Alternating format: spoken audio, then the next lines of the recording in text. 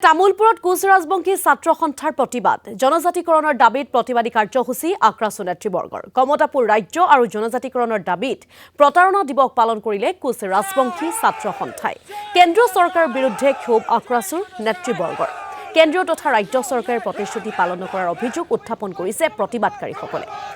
আমি প্ৰতিবাদ চলি আপোনালোকক কিছু দৃশ্য দেখুৱাইছো কমতাপুৰ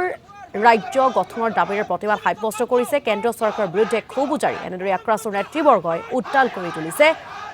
প্ৰতিবাদস্থল আজিৰ দিনত যে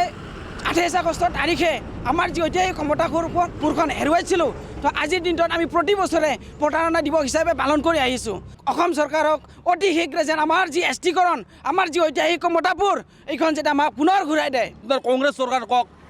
আপনাৰ বিজেপি সৰকাৰ কক আমাক কিন্তু কোচ ৰাজবংশী জাতিটোক সদায় আমাক সমাজৰ পৰাই নিষ্পেষিত কৰি আহিছে আজি আমি খুব খবৰে ক'ব লগা হৈছে যে আমি 2026 চন যিটো আগন্তুক নিৰ্বাচন বিধানসভা নিৰ্বাচন তাত কিন্তু এইবাৰ বিজেপি মুখ ঠেকা যাব কাৰণ চাওক আমাক কোচ ৰাজবংশী জাতিটোক যেনেকৈ ঠগাই আছে আমিও তেখেতসকলক কিন্তু এই 2026 চনত আমি প্ৰত্যুত্তৰ দিয়াৰ বাবে সাজু হৈ আছোঁ আমি বিচাৰিছোঁ যে 2026 চনৰ আগত আমাৰ কোচ ৰাজবংশী জাতিক এছটি হিচাপে মানে মৰ্যাদা দিয়ক